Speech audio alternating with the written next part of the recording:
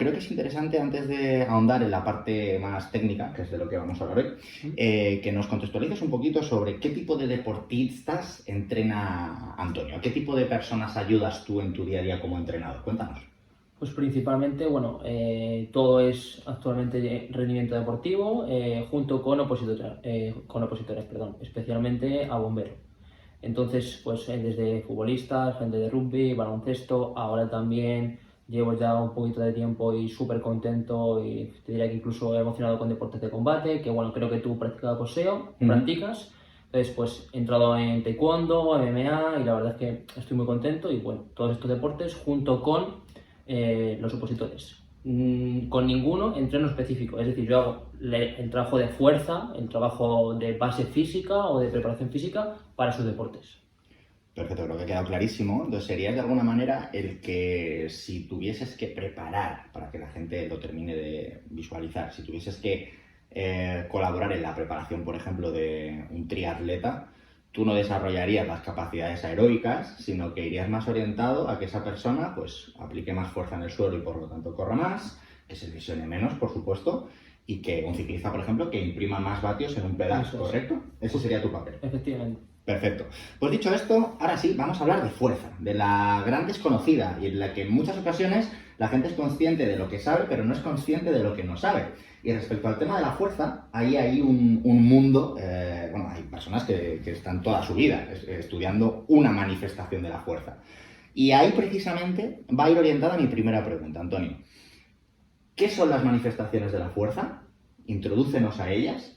Y si luego te animas a decirnos exactamente qué tipos hay o cuáles consideras tú que son dignas de mención hoy, teniendo en cuenta que estamos relativamente limitados, no podemos hacer un máster de este Sí, podcast. que va a hacer una simplificación. Exacto. Y sobre todo no entrar en muchos términos extraños porque si no Eso es, la gente se va a volver loca. eso es. Cuéntanos. Pues al final las manifestaciones es, bueno, cómo se manifiestan, es decir, los tipos que hay a nivel de fuerza. Vamos a decir que Vadillo, ¿vale? Juan José González Vadillo, decía que principalmente pues tenemos tres, está la explosiva, la elástico-explosiva y la reflejo-elástico-explosiva, que bueno, se podría traducir, no sé hasta qué punto la gente de tu podcast está pues puesta a nivel de concéntrico, céntrico, isométrico, pero bueno, digamos que la fuerza explosiva es simplemente un movimiento rápido ascendente, propulsivo, podemos decir que concéntrico. Un movimiento elástico explosivo es como un muelle, bajo y subo, un CEA, un ciclo de estiramiento y acortamiento. Y el reflejo elástico explosivo es como ese muelle, pero hay como una especie bueno, hay una mayor participación de lo que son los reflejos, porque hay como un impacto, que seguro que me lo preguntarás tú, pues por ejemplo la carrera. Yo impacto contra el suelo, ejerzo una fuerza, la absorbo y me propulso. Eso sería una elástico explosiva refleja. Hay un ejercicio, o un gesto, mejor dicho, con el que creo que la gente puede tener muy claro a qué te estás refiriendo, que es el patrón de la sentadilla o del salto vertical. Algo que sí que sé que han escuchado porque hemos hablado de ello es el famoso ejercicio del squat jump, el CMJ, el drop jump, y eso responde, esos tres ejercicios que acabo de mencionar responden a estas tres manifestaciones que tú acabas de comentar, para que lo tengan muy claro. Si la persona que nos está escuchando, si tú ahora, por ejemplo, hicieses una sentadilla, te parases abajo y sin rebotar y sin coger impulso saltases, esa sería la primera manifestación de la fuerza que nos ha comentado Antonio, la fuerza explosiva. Si en cambio no hicieses esa parada abajo y cogieses impulso para saltar, sería la segunda. Eso es, la elástico explosiva. Eso es. Y si saltases desde un escalón hacia el suelo para a partir de ahí aterrizar y volver a saltar en el menor tiempo posible, ahí nos estaríamos yendo. De la refleja. Efectivamente. Eso es. Muy bien, pues teniendo esto claro, ¿qué manifestaciones de la fuerza, bueno, antes de saltar a esto, qué diferencias hay entre las manifestaciones de la fuerza que nos acabas de presentar, Sí. que son las que nos dice Vadillo que existen, y aquellas personas que pueden decir, no, las manifestaciones de la fuerza son aquellas que atienden a si es una fuerza rápida, es una fuerza lenta, por ejemplo, las fuerzas que se pueden desarrollar en halterofilia como fuerza rápida o en powerlifting como fuerza lenta. ¿Qué tienes que decir ahí? El problema es que muchas veces se confunde todo, es decir, al final son diferentes clasificaciones. Una cosa es, cuando se habla de manifestaciones de fuerzas, son manifestaciones en cuanto a ese CEA, es decir, cómo, vamos a decir, si decimos que nuestras piernas, por simplificar, son un muelle, ¿cómo ese muelle se da? Pues como tú has dicho, si es con pausa, si es sin pausa, si salto.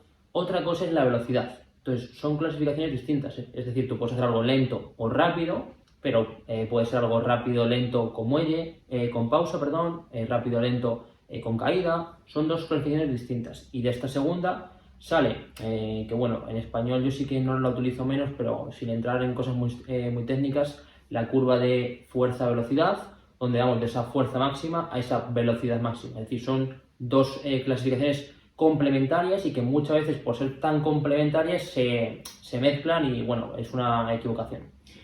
Me interesa mucho esto que acabas de comentar de la curva fuerza-velocidad. Dinos, una vez más, yo pienso en el oyente, para que la persona tenga claro, dinos un ejercicio que represente la máxima fuerza y un ejercicio que represente la máxima velocidad. Me la voy a jugar, pero por ejemplo en MMA se ve muy claro porque, bueno, yo que soy un friki de la fuerza y que me gusta trabajar todas, tengo la suerte de que se dan todos los movimientos. ¿Por qué?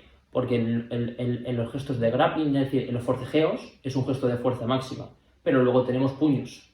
Entonces, en todos los punches, en todas las acciones que se llaman de striking, tenemos máxima velocidad. Entonces, esos son los dos puntos que tenemos en la curva. Un poco por poner los dos extremos.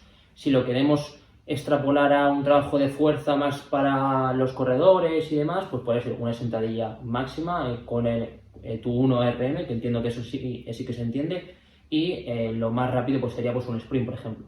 Incluso un sprint, por ejemplo, asistido, sí. O un sprint en el que tu peso corporal se juega a favor, ¿no?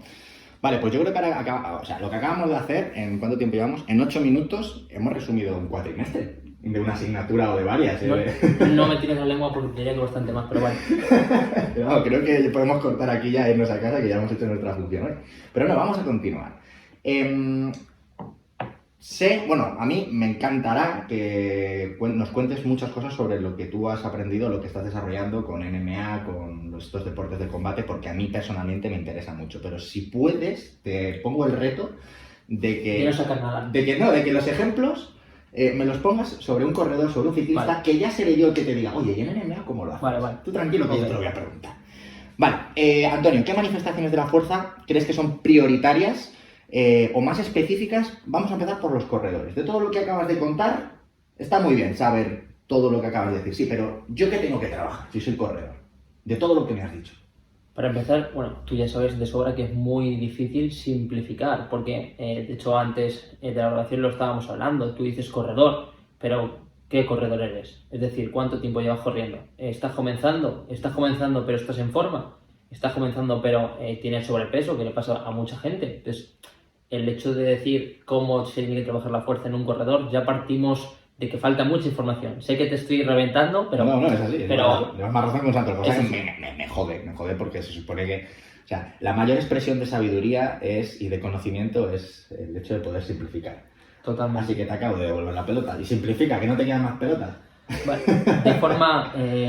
bien respondido. De forma muy sencilla, creo que lo primero es entender que la fuerza es una ayuda, es un plus. Entonces, creo que no es necesario volverse loco de inicio con un trabajo de fuerza súper específico, ¿vale? Y con esto, y no quiero que nos vayamos mucho, pero las redes sociales han hecho mucho daño. Es decir, ves un ejercicio súper específico, pero a lo mejor te lo está haciendo un maratoniano profesional. Entonces, tú no eres esa persona, ¿vale? Aunque me estoy repitiendo, pero lo que te he dicho antes, tú tienes que saber en qué nivel estás. De cualquier cosa en esta vida, de pues, aprender un idioma, de aprender una habilidad, tú tienes que saber si estás iniciado, intermedio o experto. Tienes que saber. Entonces, realmente con un trabajo de fuerza general, combinando con las 3 manifestaciones que hemos dicho, y también porque realmente estas 3, que sé que te va a interesar mucho esto, estas 3 son dinámicas, pero luego también pues tenemos fuerza isométrica, alternando estas 3 dinámicas y una fuerza isométrica, simplemente de forma general, que tú tengas un objetivo de decir yo me quiero poner fuerte, te podría valer de inicio para esa famosa transferencia a la carrera. Si en vez de hablarte de un corredor, te hablo de un ciclista, de un triatleta o cambiamos en la modalidad deportiva, ¿el discurso que acabas de dar seguiría siendo el mismo o habría que hacer alguna que otra consideración? Teniendo en cuenta, por ejemplo, que un ciclista no tiene impacto y un corredor sí. Por lo tanto, la última manifestación quizá, tiro la pelota, quizá no importe tanto. Empezando por el triatleta, que es la más fácil, le tienes que dar mayor importancia al tren superior, cosa que en un corredor no es tan necesaria y en una persona, o sea, en otros deportes creo que no es tan necesario, en un ciclista creo que tampoco. Tampoco estoy diciendo que no se trabaje, pero lo trabajas con un objetivo pues de, corrígeme si estoy equivocado, pero de mantenimiento, de masa muscular. Tampoco necesitas una transferencia, una superpotencia del tren superior.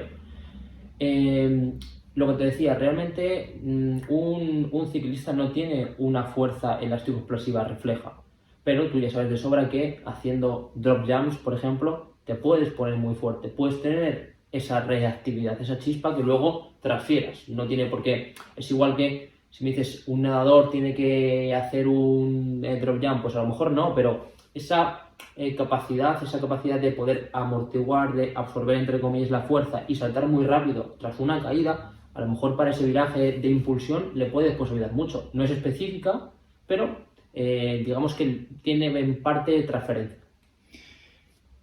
Has respondido muy bien antes cuando me has dicho que le faltaba mucha información, ¿no? Porque los tipos de manifestación serán más o menos prioritarios para una persona en función del punto en el que esté. Le voy a dar la vuelta a la pregunta, a ver si así podemos sacar alguna conclusión, y es ¿en qué orden, no a nivel solo de una temporada, sino a nivel vital, en qué orden debería de priorizarse un tipo de fuerza o un tipo de manifestación u otra? Es decir, ¿qué va primero? ¿Moverse rápido o moverse lento? ¿O no moverse y practicar isometrías? ¿Qué va primero? ¿La fuerza explosiva, la fuerza reflejo elástico explosiva o la tercera o el tercer tipo, reflejo elástico explosiva?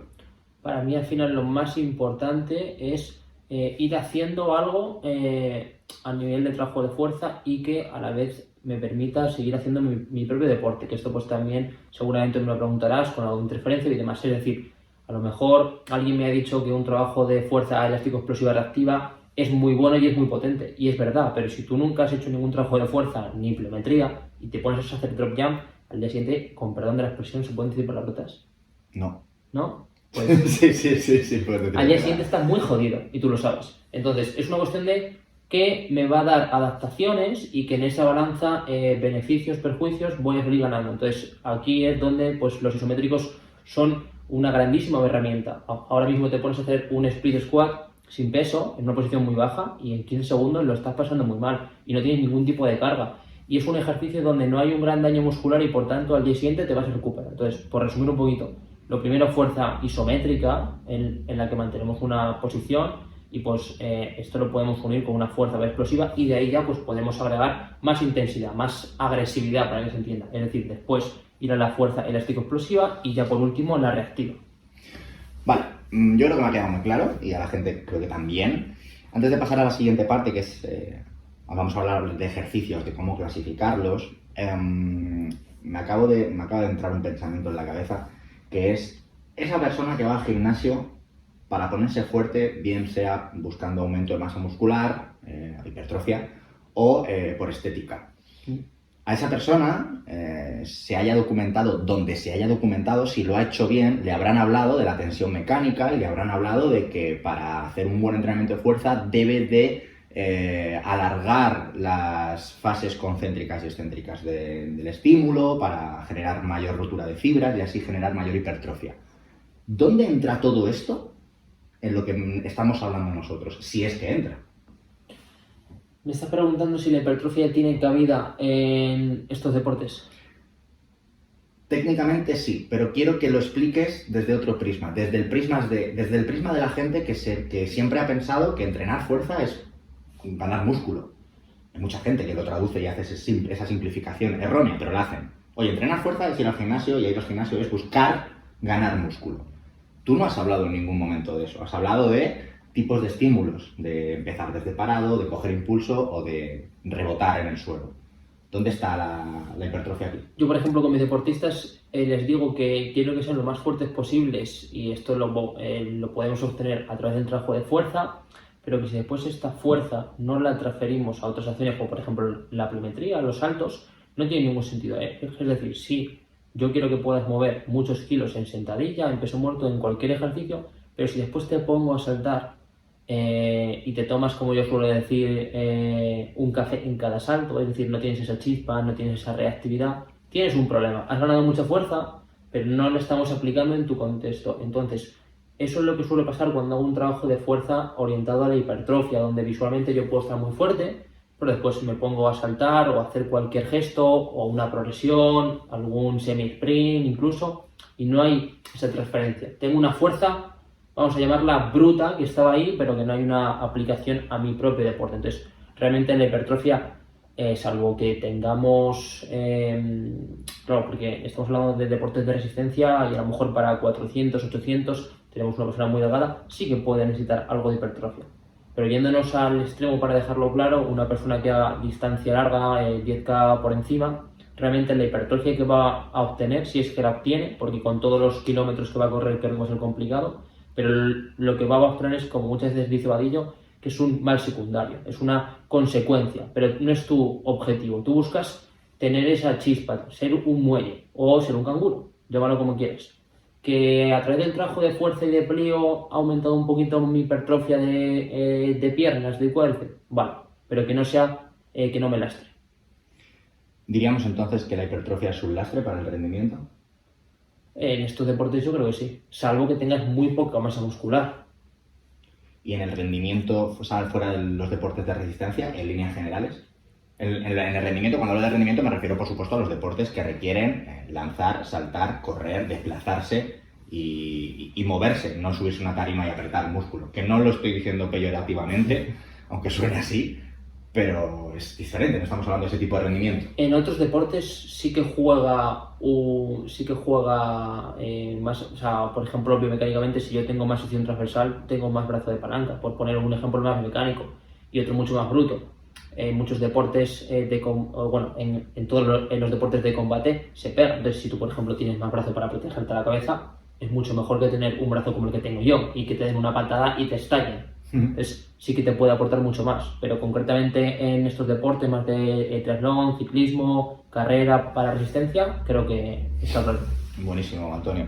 Para que la gente lo termine de aterrizar en su cabeza, lo que acaba de decir del mal secundario, la gente lo va a entender súper fácil con este ejemplo. Dentro del mundo del ciclismo, mirando el tren superior de los ciclistas, se puede saber más o menos, los que tienen muchos años de experiencia lo saben clarísimamente, quién es llaneador, quién es escalador, quién es sprinter, y al final eso se traduce en el que ese escalador pasa mucho más tiempo bailando sobre el manillar y eso genera una hipertrofia mínima respecto al resto, que sería ese mal secundario que tú comentas, ¿no? Entonces es muy interesante que tengamos claro que no vamos a perseguir nunca la hipertrofia. Retiro la palabra nunca porque... otra pregunta importante. ¿Crees que un corredor en algún momento de la temporada debería de buscar esa hipertrofia, aunque luego en fases de rendimiento y de competición no esté presente? Es que el problema es que desde la teoría, o sea, el papel todo lo sustenta, pero tú luego seguro que te encontrarás casos que dicen, es que este deportista se me sale de cualquier regla. Y luego entramos en el aspecto psicológico. Yo tengo deportistas a los que les digo literalmente, no necesitas brazo, pero él me dice, pero es que si me veo brazo me encuentro mejor. ¿Qué haces ahí? Eso pasa. ¿Qué haces ahí? Y luego, o sea, si a mí una persona que corre, ¿cuántos kilómetros puede correr una persona medio élite? En maratón, por ejemplo, A la semana. 100, 120... Si me dice que va a hacer pull de bíceps, ¿tú crees que va a tener un entorno tan anabólico como para...? No, o sea, a lo mejor va a tener un bombeo visual ese día, 2 días. Es decir, ya entramos en un mundo de la realidad, del contexto, de lo que al deportista le gusta. En muchos centros de entrenamiento, que yo soy muy friki de ver que hacen otros, los viernes son libres. Y esos viernes libres quiere decir que hacen su parte de fuerza y después es bombeo de brazo, lo que quieras. Porque suele ser gente muy grande que se pega y que pues se tiene que ver fuerte. Entonces, si a mí una persona le falta medio año para competir y me dice que se quiere ver un poquito grande y está corriendo 100 kilómetros, haz lo que quieras, no hay problema. Pero nos acabamos de ir a un contexto muy puntual. Sí, tal cual. Vale, vamos a hablar de ejercicios. Cometemos el grandísimo error, y aquí creo que las redes también han hecho mucho daño, de asociar un ejercicio una consecuencia. No es así. No. Con cualquier ejercicio, entre comillas, con cualquier ejercicio para un mismo grupo muscular o para potenciar un gesto concreto, podemos conseguir muchas adaptaciones en función de otras variables, como son la intensidad, el tempo, la sobrecarga, etcétera, etcétera. ¿Cómo clasificas tú con tus deportistas, Antonio, esos ejercicios? Yo creo que tengo una clasificación general, pero como tengo deportistas tan antagónicos, ellos, o sea, cada uno tiene una. O sea, por ejemplo, con un corredor, a lo mejor un trabajo rotacional no va a ser un trabajo prioritario, puede ser un trabajo muy, muy secundario y más que una rotación, es una antirrotación enfocado al core. Pero bueno, muy de forma general, pues es una clasificación muy sencillita en el que a nivel de hemisferio inferior de piernas, pues patrones de bisagra de cadera, como pues, peso muerto, hip y demás, patrón de sentadilla o triple flexo extensión y patrón de zancada. Y de tren superior, empuje tracción y luego pues podemos añadir core a nivel de antimovimientos. Eso yo creo que con esta clasificación para estos deportes, sobre todo por no complicarlo mucho más. Define bisagra de cadera para la gente que no haya escuchado nunca eso. Un peso muerto. Define bisagra de cadera y peso muerto.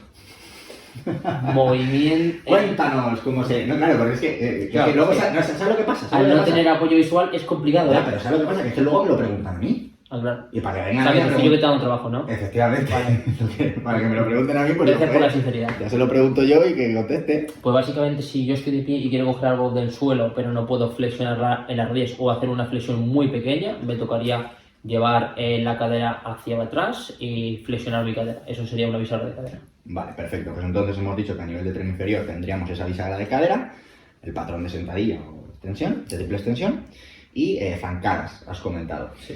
Hay algo que me llama mucho la atención estos tres ejercicios y es que se realizan sobre el mismo plano. ¿No trabajas otro tipo de planos? No, luego tenemos lateralidad, es decir, que sea bilateral o unilateral, y los vectores de fuerzas. Ahí quería yo llegar. O sea, es decir, hay diferentes... O sea, a la gente le encanta, y esto es un podcast y yo lo entiendo, pero no, ¿cuántas fases hay? 5. Y de la 1 voy a la 2, y de la 2 a la 3, no. O sea, lo siento mucho y me encantaría que fuese así, pero sabes tú que no. Entonces al final vas fusionando muchas cosas. Háblanos un poquito de la clasificación de ejercicios en función a vectores de movimiento. ¿Cómo lo aplicas tú? ¿En qué te fijas? ¿En qué se traduce eso en el trabajo? Aunque obviamente para un corredor quizá o para un ciclista, el problema que tenemos en los deportes de resistencia, y hemos hablado de esto, es que todos los gestos se realizan sobre un mismo plano. Y sí que es cierto que a nivel de rendimiento, a lo mejor el componente rotacional no tiene sentido, habría que trabajar más, como muy bien has comentado ahora, el antirrotacional, pero hay algo más importante que el rendimiento de una persona, que es la salud. Si tú a un corredor, o a un ciclista, o a un triatleta, no le estimulas su cadera en un plano fuera de su plano sagital, cuando tenga 80 años, sí, como se caiga y se rompa la cadera, a los 2 meses, las estadísticas dicen que tiene una gran probabilidad de palmarla. Entonces, yo no estoy tan de acuerdo en ese aspecto de, claro, cuando nos enfocamos en trabajar rendimiento y rendimiento y rendimiento y lo hacemos todo tan específico, nos estamos dejando de lado todo lo que ese deporte no necesita. Y trabajas en exceso siempre lo mismo. Efectivamente. ¿Cómo gestionas, cómo lidias tú en el día a día con esto, con deportistas de élite? ¿Cómo les convences para hacer trabajos que no les van a hacer mejorar de forma directa? Lo primero, cuando te he dicho que no hacemos o sea, que yo no haría rotaciones, me refiero que a lo mejor con un corredor yo no haría un movimiento, lo que suele decir un chopo, un movimiento de rotación súper explosivo, pero por ejemplo movimientos en el plano frontal, que al final si tú controlas el plano frontal, tienes el sagital mucho más estable, tiene sentido. Aparte de, yo por ejemplo sí que soy muy friki de los Juegos Olímpicos, si tú ves un triatlón, no es una carrera estrictamente sagital, tienes un circuito. O si por ejemplo te vas a carreras de montaña, olvídate de los sagitales. Es decir, que los sagitales... El gesto de correr en una cinta. Eso es. Estudiado como si fuese un hámster. Y aún así articularmente tampoco es sagital, porque tú estás rotando. Pero bueno, por no ponernos muy frikis, o sea que realmente sagital es una simplificación un poco que hemos hecho nosotros. Ya está. Pero realmente, ¿cómo les... tengo la suerte, por desgracia, de que este argumento me lo compro enseguida porque tengo poca gente que de inicio no tenga ninguna molestia. Entonces al final, no es que lleguen a mí, algunos llegan a mí por mejorar su rendimiento, pero otros, oye, quiero mejorar mi rendimiento, pero estoy jodido. Entonces, vale, es que si estás haciendo siempre los mismos 4 movimientos y estás haciendo en el gimnasio los mismos 4 movimientos, quizás sea muy bueno en esos movimientos, pero estás jodido, o sea, estás cortando siempre por el mismo lado. Entonces, ese lado ya lo tienes muy desgastado, puedes utilizar el otro, puedes fortalecer esa prevención, entre comillas, que a mí me gusta más llamarla robustez, es decir, darle al atleta una base, armar bien en las patas las patas de la mesa, con ejercicios, vamos a ver los preventivos para que se entienda. Darle compactación al deportista para que esté preparado para su deporte. Volviendo al tema específico de los ejercicios, si tuvieras, en función a los patrones que me acabas de describir, ¿vale? Si tuvieras que darle una prioridad a un corredor en cuanto a rendimiento, en cuanto a prevención o en cuanto a compensación de eslabones débiles, ¿qué recomendaciones generales o qué pinceladas podríamos decir? Oye, pues mira, para rendir vamos a centrarnos en bisagra de cadera, en un plano, no sé qué, cuéntanos. Claro, el problema, y sé que te voy a dar guerra a todo el podcast, es que todo se fusiona. Es decir, a mí el RDL o el peso muerto rumano, que es más estricto, es decir, que se hace mucha menos flexión de rodilla, me gusta mucho porque es un ejercicio que te puede dar rendimiento, porque tiene cierta transferencia para la carrera, pero de forma analítica también te está trabajando mucho en los isquiosurares. Entonces, ¿eso es rendimiento o es compensación? ¿O son las dos? ¿Sabes un poco por dónde voy? Sí, perfectamente. Es decir, por eso el concepto de robustez me gusta mucho, porque ya no es hago fuerza y hago prevención, no, es te tienes que poner muy fuerte. Y cuando hablo de ponerte muy fuerte no es parecerlo visualmente, es serlo. Entonces, en ese concepto de robustez es hacer mucha fuerza de movimientos generales, bilaterales, unilaterales, mucho trabajo analítico de la musculatura que más sufra, va todo en el mismo cajón, porque realmente si lo separas es para explicarlo a nivel de clasificación, pero no va nunca aislado, o no es hago fuerza pero no hago compensación, o viceversa. No sé si me estoy explicando. Yo te estoy entendiendo perfectamente, yo creo que la gente que nos está escuchando también. Te cuento cómo lo veo yo, que es muy parecido, pero sí que hago algún matiz en cuanto a que, por ejemplo, un corredor, en su gesto específico, está erguido.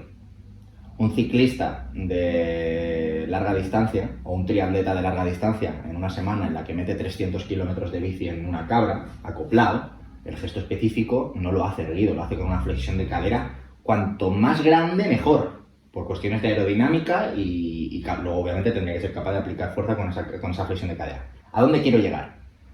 A que una sentadilla en mi estructura, en mi cabeza, para un ciclista sería un ejercicio, por supuesto, de rendimiento, pero también buscaría esa compensación al erguirle, ¿vale? Y en un corredor no lo veo tanto compensatorio porque su propio gesto ya le solicita esa posición. ¿Me he explicado yo ahora?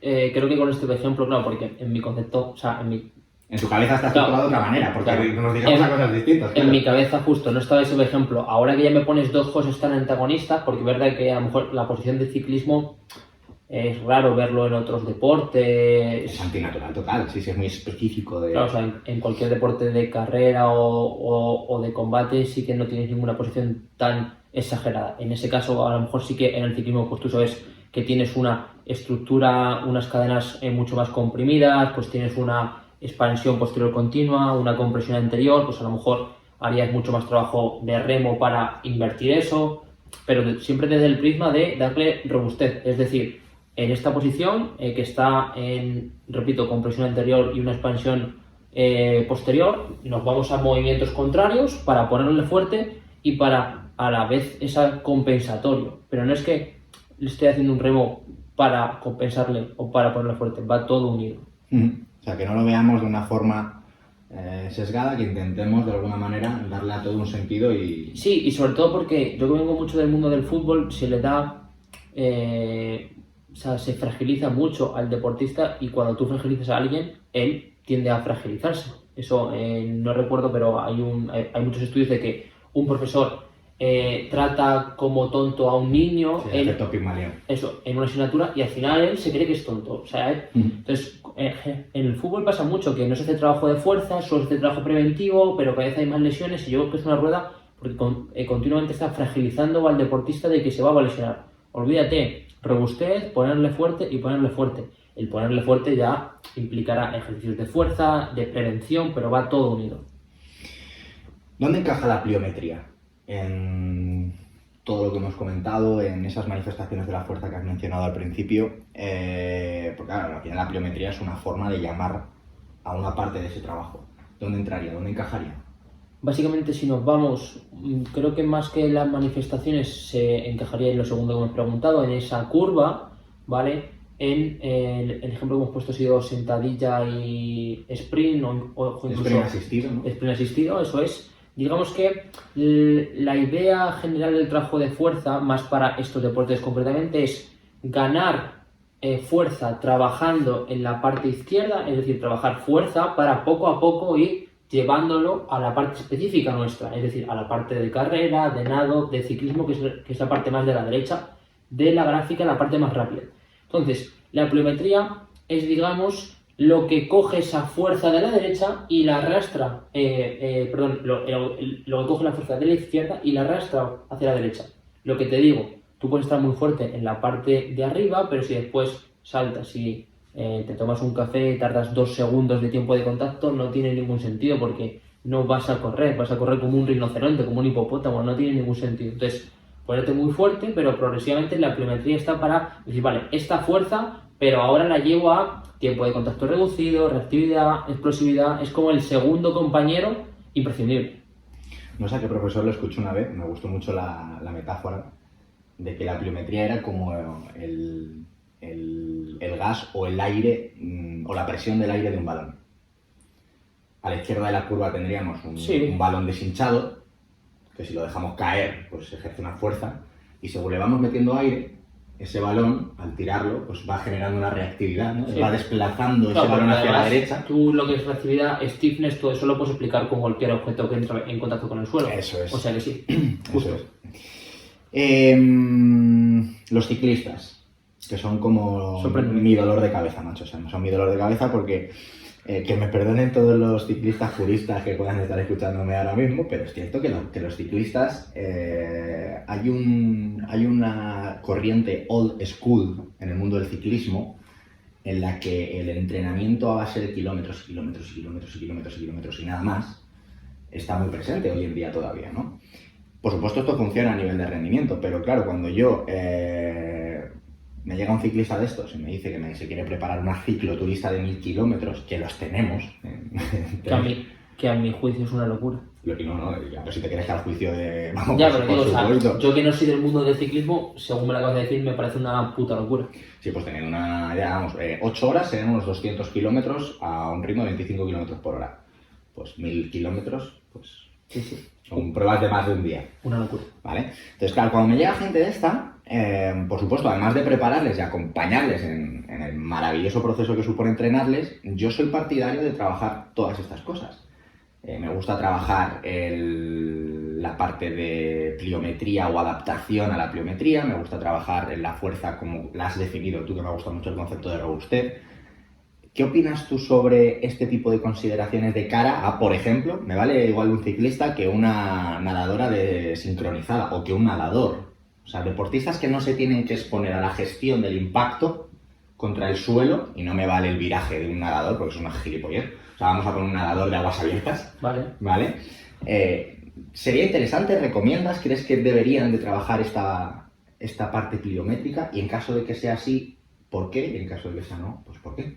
Es lo que te decía, creo que tanto la fuerza como la pliometría deberían de ir porque al final a nivel de sistema nervioso te hacen mejor. Entonces, cuanto más arriba tengas tu techo, si tú, por poner un ejemplo muy tonto, si tú tienes en 100 tu fuerza y tú estás corriendo al 50, tú estás al 50%. Si haciendo un trabajo de fuerza subes al 120 y tú sigues corriendo al 50%, tú estás teniendo menos fatiga. Porque ya ese 50 no es tu 50%, será el 40, el 30 y tantos, entonces, o en vez de ir al 50, vas al 60, sigues yendo al 50%, pero vas más rápido. Es decir, al final, el trabajo de fuerza lo que hace es que te pone por encima, mejora tu 100%. Entonces, al mejorar tu 100%, tienes dos opciones. O vas al mismo rendimiento, pero con menos fatiga, o puedes ir por encima. Entonces, el trabajo de fuerza y la pliometría lo que te hace es que te mejora eso. Porque al final, a mí, con muchas acciones, pues a lo mejor... continuamente me lo preguntan. Por ejemplo, para mí en taekwondo nunca se hacen saltos máximos, pero estar 4 o 5 minutos saltando continuamente. Entonces, si mejoras tu capacidad máxima, cuando estés continuamente saltando, podrás estar mucho más. Porque claro, si tú nunca has saltado, a lo mejor estás 4 o 5 minutos a tu 100%, porque nunca has hecho más que un salto de 2-3 centímetros, que es un pequeño rebote. Entonces, ese es el objetivo, subir tu techo para tú o estar por encima o estar en el mismo nivel, pero más confortable. Qué bueno. Nada que decir, lo único, otra forma de... no es ninguna Siento sacarte otra vez deportes de combate. Me encanta que lo hagas. Y si a alguien le gusta, pues que se suba a un ring contigo y que lo discuta. No. Soy pacífico. ¿Qué te iba a decir? Que se me ha ido. Vale, sí, ya me acuerdo. Respecto a lo de los ciclistas. Otro motivo más, fíjate qué curioso, y esto ya no es nada, esto no está sustentado en ningún papel, esto es, al menos por mi parte, experiencia empírica pura y dura. A nivel popular, tío, algo que veo que pasa mucho es que muchos ciclistas o a muchos aficionados al ciclismo, en algún momento de su vida, y me parece genial y yo les alimento a ello, prueban otras disciplinas, como puede ser el duatlón o como puede ser la carrera. Y todas esas personas que no han tenido una adaptación o que llevan 15 años subidos a una bici sin hacer nada más, a los 6 meses están con periostitis, están con fascitis, con cintilla iliotibial. O sea, son mucho más propensos a sufrir lesiones en el momento en el que les toca gestionar ese impacto. Claro. Es que con esto, que fíjate que es algo súper obvio, pero que creo que era tan obvio que yo no lo he mencionado. A nivel, quizás el ciclismo no es el deporte, y a lo mejor con esto me gano muchos enemigos, no es el deporte idóneo para tener salud, porque si tú estás en una oficina 8 horas sin moverte y sin impacto y te pasas en la bici 2 horas, a nivel de impacto tienes un problema. Tu cuerpo necesita tener impacto. Le pasa mucho a los astronautas. Cuando vuelven tienen que hacer una rehabilitación como personas mayores, porque no han tenido un impacto. Entonces, a nivel de osteoporosis, de robustez ósea, tienen un problema. Entonces, simplemente por eso que comentas, totalmente pues tienen que hacer fuerza. Incluso sí que tenía sentido meter trabajo de carrera o impacto de cualquier tipo. Tal cual, y no creo que te ganes enemigos, o sea, tienes más razón que un salto. Y si ganas enemigos, que nos llevamos, que se apunten otro por aquí. Vale, dicho esto, ¿cómo lo trabajas tú? ¿Cómo estructuras el entrenamiento pliométrico? ¿Cómo lo organizas? Y si es que no lo haces todo a la vez, como me lo estás contestando todo el rato. Es un problema, pero bueno, vamos a decir que evidentemente, igual que con el trabajo de fuerza, es decir, tenemos tanto 2 piernas como una pierna, en este caso también concretamente tenemos de 2 a 1 y de 1 a 2, o sea que tenemos como 4 pasos realmente, ¿vale? Más vectores, vertical, horizontal, lateral, rotacional, ¿vale? Que bueno, incluso por control el lateral creo que tendría mucho sentido en deportes como carrera y bueno, ya con lo que os acabamos de argumentar, ciclismo también, por pura prevención, por pura salud. Dentro ya de lo que serían fases como tal, lo más importante es ir explicándole poco a poco al cuerpo que va a ir teniendo impactos y que son naturales, es decir, que sea capaz de asimilar esa carga. Pues lo que decíamos, no tiene ningún sentido, por mucho que los drop jump me encanten, que te pongas a hacer, porque de hecho hay un número máximo que más o menos establece que gente de la Rusia soviética, pues si un ruso te dice que haciendo 70 drop jump te jodes, no hagas 70, eso es así. Es decir, tienes que empezar con una progresión. O sea, si Verkonshansky te dice que más de 50 no, es por algo. El límite lo marca, ¿vale? Efectivamente, y más aún, ¿vale? Y en los 80 ni te cuento, en 70, 80. Entonces, lo primero que hago es pues un trabajo más de, pues como la gente pues habrá visto, de landing, de aterrizajes. A mí me gusta llamarlo de cojo un globo arriba y lo rompo contra el suelo, ¿vale? Que más que un trabajo excéntrico, podemos decir que es un trabajo de asimilar ciertas posturas. Quizás a todos no tenga mucho sentido, pero a las personas les gusta mucho saltar a una pierna. Entonces, coger un globo y romperlo y terminar a una pierna, simplemente yo lo llamo más una concienciación, fuerza postural y demás. Esto, junto con los, en español creo que más o menos los saltos de tobillo, los pogo jump, ¿vale? Entiendo que son saltos de tobillo, ¿no? Sí, es un salto de tobillo. La pregunta estaba pensando si la gente lo entenderá. Yo creo que sí. Saltos analíticos de los tobillos como el que salta una comba. Sí, más o menos. Entonces, con estas dos cosas vamos preparando poco a poco al cuerpo. Después, de lo más puramente concéntrico, después a lo más muelle, continuo, más, o sea, de lo más fuerza explosiva, después elástico explosivo y después elástico explosivo reactivo. Es decir, después busco hacer saltos al cajón, en los que hago un concéntrico muy explosivo, pero al tener menos bajada, lo excéntrico no es tan importante, no es tan agresivo, mejor dicho. Posteriormente, en una fase 3, salto normal, es decir, hago un salto vertical, un salto horizontal, aterrizando en el suelo. Posteriormente puedo hacer ya saltos continuos, ¿vale? Primero puedo ir continuos con rebote, es decir, no es un continuo directamente, sino que hago como un doble contacto, ¿vale? Y ya por último teníamos, que es el método de pues, lo que estábamos hablando, de los rusos y demás, que es el método de choque, en el que hago un drop jump, donde voy evolucionando, y eso es lo más agresivo y lo más puramente pliométrico. Y ese sería el continuo, y sobre todo pues gestionar muy bien todo lo que son impactos. Fíjate, me ha llamado mucho la atención, y esto seguro que se han dado cuenta en casa, o en casa donde nos estés escuchando, el saltar de suelo a suelo, es decir, ponerse de pie, dar un salto y aterrizar en el suelo, que para muchas personas sería el principio, coño, eso es un salto, lo has puesto en la fase 3. O sea, hay mucho trabajo antes que el hecho de realizar un salto sin más. Hay una serie de adaptaciones, eso es lo que las has mencionado, el salto al cajón, el double jump, todo este tipo de cosas. Es verdad que esta progresión, porque sí que puede pasar con un corredor, por ejemplo, no, esto depende mucho de tu salto. Es decir, si tú tienes un CMJ de 35, está fuerte, 40 centímetros, sí que te puedes permitir hacer un box jump o un cajón de 30 centímetros y más o menos está bien. Entonces imprimes mucho concéntricamente y después no tienes casi nada de excéntrico y después haces un salto normal. Pero si tú tienes un corredor con muy poca fuerza, a lo mejor no es capaz, sobre todo psicológicamente, de saltar al cajón y te toca empezar con un salto en fase 3 y realmente te da igual porque estás saltando 12 centímetros. Por eso lo que decía antes de cada persona es un mundo. Antonio, ¿qué error más habitual has visto tú que comete la gente a la hora de trabajar la pliometría? Pues sobre todo trabajar mucho pliometría, es decir, muchos saltos y sobre todo muchos saltos sin trabajar la fuerza. Lo que decíamos de que la pliometría agarra la fuerza más bruta de la izquierda y se lleva para la derecha. Si no tiene nada que agarrar, está muerta. Buena definición, me ha gustado. Vamos a hablar un poco de core. ¿Hasta qué punto crees que es importante dentro de todo este paradigma de la fuerza que hemos dibujado en el episodio? ¿Dónde se sitúa y qué importancia le darías a la parte de core en un deportista de resistencia en el que insistimos, valga la reducción del plano sagital, que me has corregido, me ha tocado ahí las pelotas, pero lo sabías. Que llevas razón, no, claro, o sea, no existen movimientos lineales en el cuerpo, todo son ondulaciones y todo son bisagras al final, ¿no? Pero, claro, si lo hacemos desde un punto simplista, pues un corredor no rota. Luego, claro, si lo hacemos desde un punto de vista analítico y lo analizamos, claro que rota. De hecho, correr es constantemente adelantar una cadera sobre la otra y rotar constantemente. El tronco mete 10-15 grados realmente de rotación, si no corres como un Playmobil. Efectivamente, no, sí, tal cual. Acabamos de responder a la pregunta, vamos a saber qué es importante, ¿vale? Pues entonces ya he hecho el spoiler, ¿cómo lo estructuras tú el trabajo de core?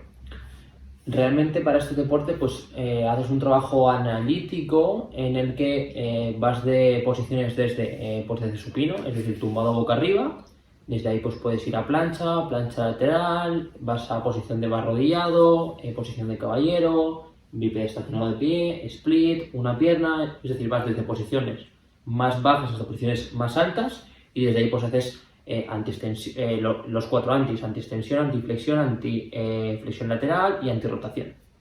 No te pienses que me vas a decir aquí los 4 antis y te vas a ir de rositas. Eso es otro cuatrimestre. Así que vamos a entrar ahí. ¿Qué son esto de los antimovimientos? Menciónanos otra vez los 4 y explícanos, sobre todo para que la gente lo tenga claro, ¿no? Porque a la gente le dices un antiflexión y una plancha, o una antiextensión, perdón, y una plancha, y dicen, ¿qué coño es eso? Y es lo mismo, la plancha sí que la identifican. Vale. Entonces, creo que con el pan-off es el más claro. O sea, si yo cojo una banda que me viene de mi lado y la mantengo y evito que se vaya, pues es una antirrotación, estoy evitando la rotación. Entonces, en una plancha, si estoy muy cansado y me caigo al suelo, lo normal es abrirme de delante. Entonces, por eso es una antiextensión, una antiflexión, perdón. Entonces, básicamente, eso, realmente son movimientos, es verdad que son analíticos, es como un refuerzo extra, pero a lo que yo realmente tampoco, repito, tampoco le doy muchísima importancia. Es decir, no hago muchísimo trabajo a nivel analítico, pero claro, es lo que decimos, es que o sea, tú hablas en tu mundo, tú hablas en tu contexto. Claro. Luego te llega Manolo y dices, vale.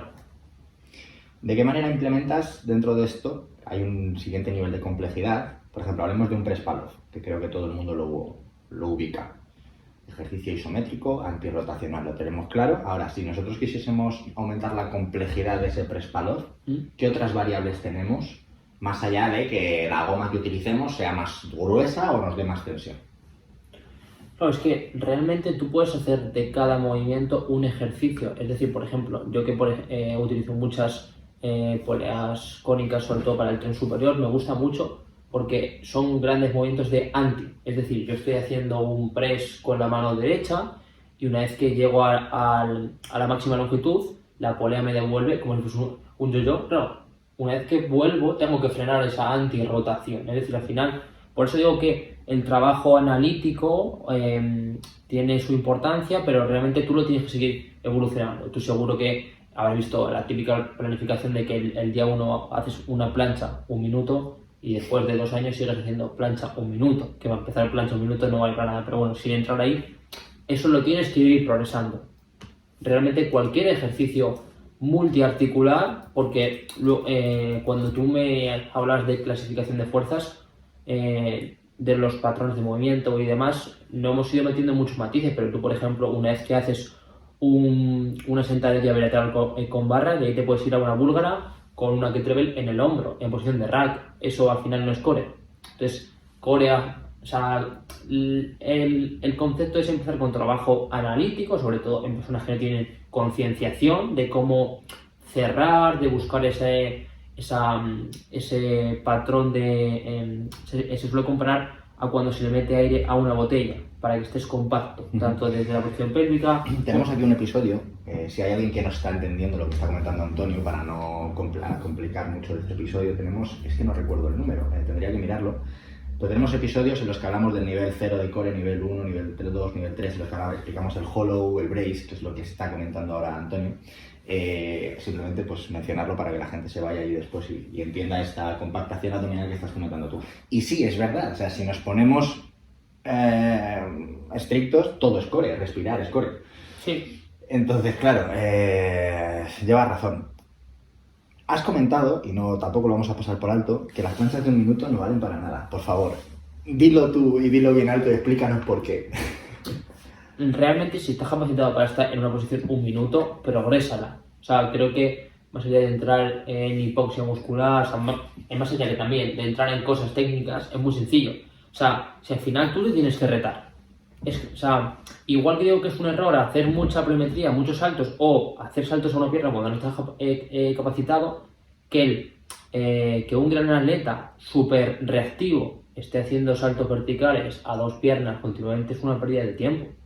Kylian Jornet, que seguro que la gente lo conoce muchísimo mejor que yo, pero subió hace no muchos meses cómo hacía él la pliometría para meter los esguinces de tobillo, que es el concepto de robustez por excelencia, y saltaba con el pie por la mitad. Entonces, eso es una pliometría para él. Pues esto es igual, ¿no? O sea, si tú estás haciendo plancha 1 minuto y sigues haciendo plancha 1 minuto, joder, quita una pierna, quita un brazo, a ver qué te pasa. O quita un brazo y la pierna contraria. Y si no estás 15 segundos porque te mueres, pues es un problema, porque estabas muy bien en tu confort, pero de ahí no estás evolucionando. Yo lo hubiera explicado más friki y me gusta más la explicación que has hecho tú. Te lo digo de verdad, te lo digo de razón, porque a mí siempre que me preguntan esto, empiezo a hablar de la acidosis, de la sangre, claro. y según empiezo a hablar, empiezo a meterme en unos medios que digo, la gente me está entendiendo, a la gente le da igual la acidez de su sangre hasta que no le sale una hernia. Entonces me gusta mucho el prisma que le has dado y por eso también me gusta haceros las mismas preguntas, algunas. Sobre todo porque es una respuesta que yo doy a los deportistas y sobre todo funciona porque les jodo. Es decir, quien hace plancha 1 minuto y le digo, prueba esta posición y está a 2 segundos y digo, ¿estás estable? Coloquialmente digo, estás hecho una mierda. Les tocas el ego, ¿no? Eso es. Y entonces es cuando dicen, hostia, qué cabrón. Y entonces ya ahí partimos del nivel de, vale, a lo mejor este tío tiene algo de razón. Al final tiene algo que aportar. Fenómeno de interferencia, que se habla mucho, se menciona mucho en las preguntas. Cuéntanos qué es y después te hago la siguiente pregunta. Vale. Me he dado cuenta que si te pregunto dos cosas me contestas una muy larga y la otra me la dejas ahí. A ver, pero por intentar no... Vale. ¿Qué es esto de la interferencia? Básicamente, bueno, el fenómeno de interferencia es, como la propia, o como el propio término dice, o sea, las interferencias que hay entre el trabajo de fuerza, entre el trabajo más neuromuscular y el trabajo más de resistencia. Entonces, lo que se ha observado, principalmente, yo creo que lo importante es que a medida que haces más repeticiones en el trabajo de fuerza, digamos que por debajo de 6 repeticiones estás en el extremo de la fuerza, donde no hay interferencia, y me lo invento porque no lo recuerdo, no son metros, realmente es haciendo sprints tengo poca interferencia. Es decir, sprints y 6 RM, para que nos entendamos, tienen poca interferencia. A medida que voy haciendo un trabajo más de resistencia, tengo más interferencia, y a medida que hago un trabajo de hipertrofia, tengo más interferencia. Me voy acercando más al centro, de lo polar a lo más central. Entonces, claro, si tú eres un deportista de resistencia, lo segundo no lo vas a poder evitar. Tú no tienes que hacer sprints, tú vas a hacer resistencia. Entonces, ya que estás en el centro a nivel de carrera, no te vayas también al centro a nivel de fuerza. Vete al extremo para un poco evitarlo, que es un poco lo que le pasa con y lo siento otra vez, con los deportes de combate. No puedes estar continuamente haciendo a 200 pulsaciones todo y hacer 100.000 repeticiones a nivel de fuerza, o hacer las sombras con las mancuernitas, porque estás en interferencia continua. Entonces, tal y como lo has explicado, ¿qué tipo de entrenamiento de fuerza nos podría generar esa interferencia? Todo aquel que está hecho a altas repeticiones o que busque hipertrofia. Eso es. Por resumirlo. Sí, de alguna para manera. que se entienda, sí. Vale, entonces cuando nos preguntan, que esta es otra pregunta, que vamos, yo ya no sé ni cómo contestarla, porque según la contesto me están entrando 4 mensajes preguntándome lo mismo. Rubén, pocas repeticiones y mucho peso, muchas repeticiones y poco peso. Te traslado el melón. Lo del techo. Si tú haces muchas repeticiones y poco peso, no estás subiendo tu techo. Ahora, para que la gente se haga la idea, yo no corro resistencia, más de una vuelta a la pista me parece horrible, ¿vale? Lo siento mucho. Pero yo estuve compitiendo en 60, 100 metros y demás. Y ahí lo que buscas es, si tú quieres dar tu 100% corriendo, te toca subir tu techo mucho. Y subir tu techo mucho es hacer búlgara con 100 kilos. Y escapas jodido, pero estás subiendo mucho tu techo. Entonces, con esto es exactamente igual. No tiene ningún sentido hacer 15 repeticiones, tener encima agujeta y estar con poco, porque eso no te va a dar unas adaptaciones a nivel neuromuscular. No te estás haciendo fuerte. Quizás tengas hipertrofia, pero entonces lo estás pareciendo. Antonio, te voy a cambiar de tema rápidamente, que llevamos ya casi una hora y no me quiero ir por las ramas. No está mal, no está mal. ¿Qué importancia le das, si es que le das alguna importancia, al encoder en el día a día de tu trabajo? A ver, yo le doy importancia, pero claro, en mi contexto. Es decir, volviendo otra vez, y a lo mejor estoy siendo muy pesado con el hecho de subir mi techo, a mí me preocupa que los deportistas sean capaces de poder hacer fuerza con relativa carga alta sin acumular fatiga, porque a lo mejor después tienen 2 horas de pegarse contra un tipo, 2 entrenamientos de fútbol, es decir, precisamente por esa búsqueda de no interferencia me preocupa. Ahora, no creo que todo el mundo amateur tenga que estar continuamente con el encoder. Básicamente busca estar entre 6 y 4 repeticiones con una carga que te cueste mucho, pero que esté relativamente lejos del fallo. Que pues, al final se traduce en 0,8, 0,7, 0,6, que no estés yendo a tu fallo muscular. Entonces, yo sí que le doy importancia, pero no creo que un corredor lo primero que tenga que hacer es comprarse un encoder. No, eso por supuesto. Te hago esta pregunta, no he hecho bastantes episodios hablando del trabajo de fuerza por velocidad, a través de la velocidad o medido por velocidad. Si alguien no sabe lo que es un encoder, lo hemos mencionado muchas veces, pero bueno, es un cacharrito que mide la velocidad a la que tú ejecutas un gesto.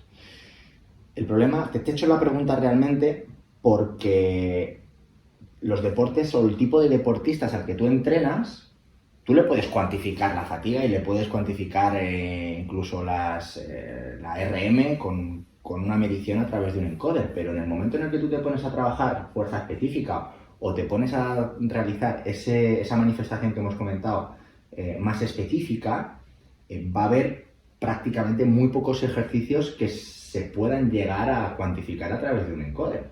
Es complicado. ¿No? O sea, por ejemplo, cuando tú trabajas con un deportista de MMA, cuando tú trabajas la capacidad, esto me encanta, el famoso ejercicio super lesivo de flexión de tronco más inclinación lateral y más flexión lateral, que lo hemos visto muchas veces en el mundo de la salud, pero que es súper específico de la MMA, ¿no?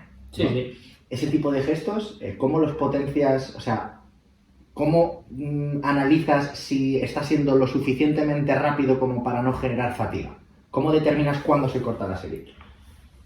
Es que es muy difícil y no quiero abrir un melón, pero para mí es una crítica no sé si decir al trabajo de Vadillo o al trabajo de los seguidores de Vadillo. Es decir, que no todo es encoder. O sea, el estudio que tenemos de la sentadilla es muy bonito y a lo mejor a un corredor le puede llegar a valer, pero claro, lo que tú dices, llega un momento en el que tienes que irte a otros ejercicios. Un Turkish get up, o sea, coger una kettlebell desde el suelo y ponerte de pie. Ahí como lo cuantificas. O sea, es muy complicado. Entonces, básicamente es a base de experiencia, ojímetro. Es decir, tú estás ejecutando, yo voy viendo, vale, ya está.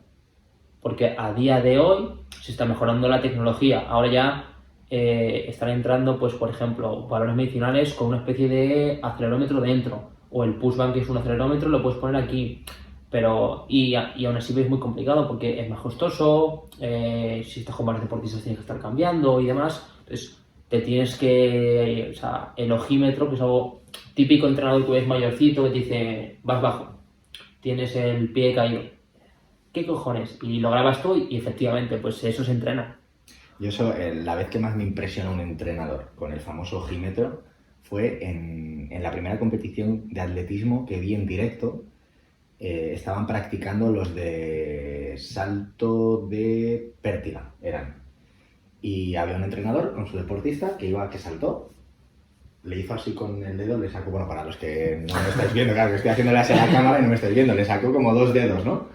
Y la deportista, yo no entendí lo que le estaba diciendo. Y la deportista hizo así como, ok, se fue hacia atrás y la marca La retrasó 2 pies. Y ahí fue cuando empecé a entender el concepto y el entrenador, según lo que iba viendo en el salto, le iba diciendo el número de pies que debía de retrasar la marca en la que iniciaba el salto. Hasta que dieron, en función de la zancada obviamente, o el número de zancadas que tenía que dar, hasta que dieron con la distancia exacta para luego competir. El número de repeticiones que hay que haber visto para desarrollar esa habilidad es brutal. Sí, también es verdad que depende del tipo de deportista. Es decir, hay deportistas muy homogéneos.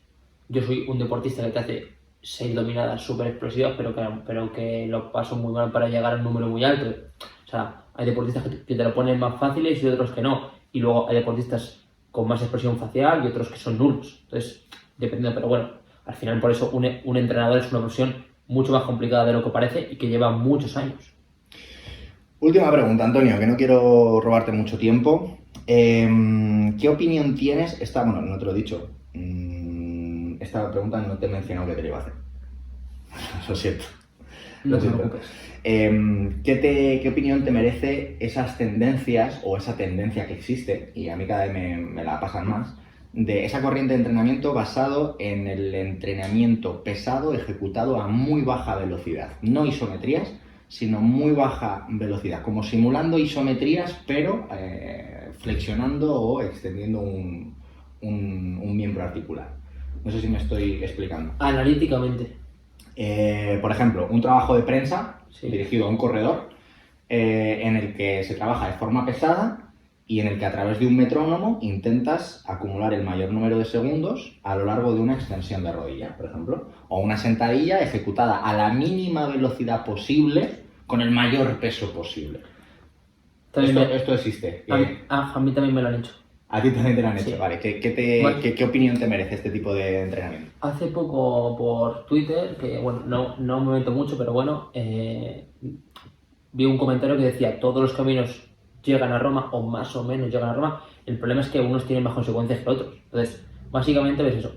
Por eso yo soy un puto fan de los isométricos, porque yo he hecho sesiones de isométricos que in situ en el momento dices, buf, qué paliza, y el día siguiente no tienes ninguna pesadez. Entonces, al final, es lo que decíamos del fenómeno de interferencia. Si yo haciendo un trabajo de fuerza gano mucha fuerza, pero el día siguiente no tengo las piernas para correr, tengo un problema. Entonces, si yo me hincho a hacer dominadas y el día siguiente nado como un Playmobil, tengo un problema. Entonces, no he probado ese entrenamiento, pero por lógica, conforme tú lo estás planteando, con ese tempo, ese casi máximo, o sea, es un entrenamiento de hipertrofia, o sea, es un romper fibra puro, es un máximo. Entonces, para mí no tiene ningún sentido por eso. A lo mejor, no, es como todo. En un contexto donde un atleta ya lo haya probado todo y quiera en una semana en la que va a correr menos kilómetros, un poco por maquillarlo, pues dice, venga, vale, tiene su contexto. Pero si no, no tiene ningún sentido, porque... ¿Y si estuviese ejecutado con una carga baja? Pues si fuese una isometría, una falsa isometría, un movimiento muy lento y muy controlado y todo tu entrenamiento se basase en eso, ¿le llegarías a encontrar algún sentido? Pero entonces, ¿para qué lo quieres? ¿Cómo que para qué lo quiero? O sea, ¿qué es lo que te aporta? A mí nada, es que sé que se está No. haciendo y por eso te pregunto. Por eso, o sea, yo es que... O sea, soy claro, este entrenamiento se fundamenta en la idea de que analizado bajo el microscopio, cualquier aplicación de fuerza, aunque sea en un periodo de tiempo muy corto, no deja de ser una aplicación de fuerza que se realiza en un milisegundo. Y esto lo extrapolan a los ejercicios dinámicos y llegan a la conclusión de que si tú ejecutas una sentadilla, ellos dicen pesada, a muy baja velocidad y terminas incluso extendiendo la cadera y extendiendo un poquito el tobillo y elevando los talones, eso te mejora la capacidad de sprintar o la capacidad de correr y te lo relacionan de una forma específica. Ellos te dicen que cuando tú corres, por mucho que apliques fuerza en muy poco tiempo, ese pequeño instante en el que estás aplicando fuerza, lo estás trabajando cuando llegas a él en esa sentadilla expresada a la mínima velocidad. A mí me resulta muy difícil pensar esa transferencia.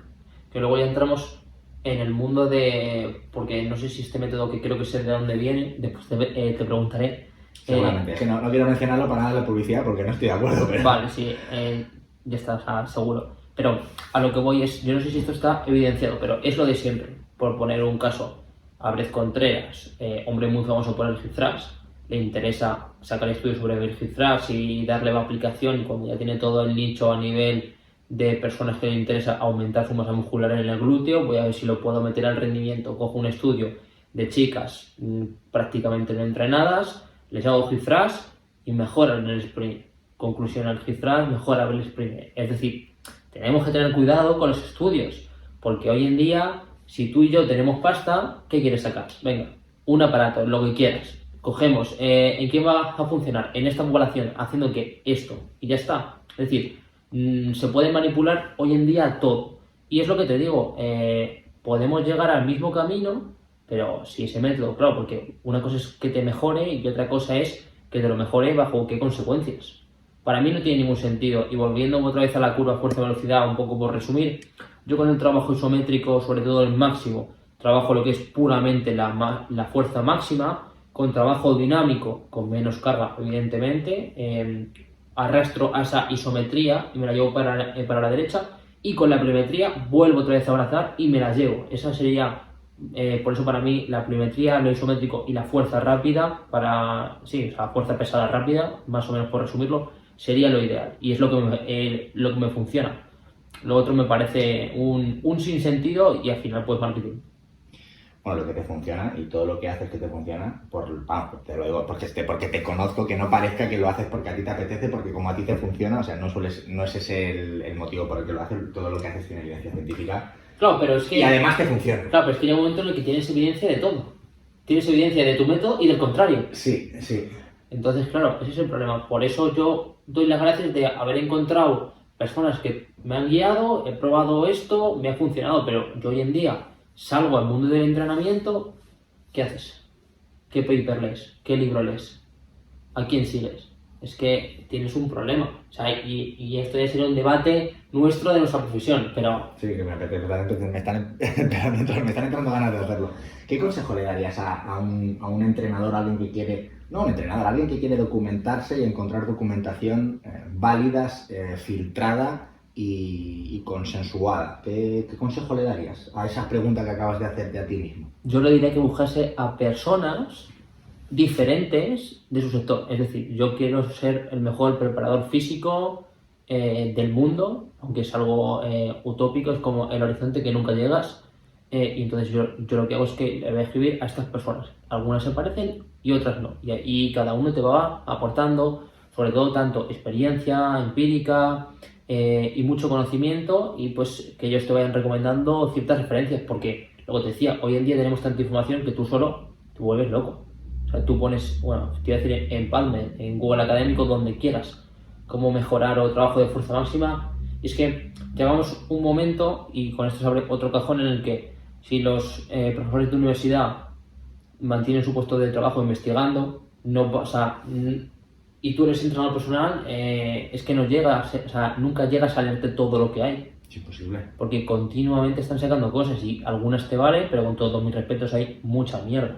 Y el problema es que para llegar a saber identificar eso pasa mucho tiempo y aún así te la cuelan seguro. Yo creo que el problema ahí radica en que en el mundo de la investigación, y esto lo conozco de cerca porque mi padre trabaja en una universidad y se dedica un poco a eso, y luego lo que coño, que lo he vivido. El prestigio de un investigador se mide en función a la cantidad de artículos publicados que tienes y al tipo de revista en el que se ha publicado. Y en muchas ocasiones, obviamente, pues es preferible ser coautor o autor de 10 estudios de mierda que no aporten nada, que no hacerlo en ninguno, aunque no hayas descubierto nada que realmente merezca la pena, ¿no? Entonces, al final... O incluso, algo para mí súper importante y que yo ya he leído varias veces es, no se aceptan, como se suele decir, manuscritos, o sea, no se aceptan estudios científicos con resultados negativos. O sea, lo cual es una grandísima cagada. No, yo he probado este protocolo y no funciona. Es que no tiene interés, o sea, ¿cómo que no tiene interés? Demostrando que no funciona. O sea, claro, es algo básico.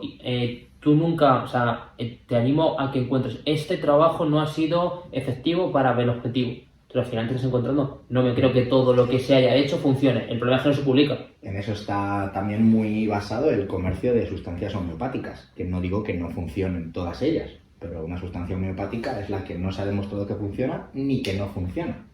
Y en muchas ocasiones es porque no se han publicado esos estudios de investigación. Sí, es así. Además, que los estudios científicos tiene que haber alguien que los pague, y el que los paga tiene un interés. Sí, muchas veces el interés ya no es solo a nivel de conocimiento, sino a nivel de comercializar algo, ¿no? Entonces es bastante complicado discernir entre lo válido y lo... Y por ejemplo, en mi mundo, o sea, yo cuando veo lo que te decía de ver Contreras, el hip thrust mejora. ¿Tú crees que a ese estudio le va a hacer caso Pedro Jiménez, que está ahora entrenando en el CAR con Bruno Hortelano? O sea, que son realidades completamente distintas. Es que estás hablando de mundos contrarios. Sí, claro. O este protocolo ha mejorado en runners. O un poco para hacer crítica a Vadillo, los estudios en estudiantes de ciencias del deporte. Con todos mis respetos, yo estudié ciencias del deporte y yo me consideraba que estaba en forma, pero mucha otra gente no. Sí, tal cual. A pesar de que hay unas pruebas, eso... Lo que quieras. Sí, tal cual, es cierto. Antonio, muchísimas gracias por... Eso corta, ¿eh? Joder, corta, llevamos 1 hora y 10 minutitos hablando.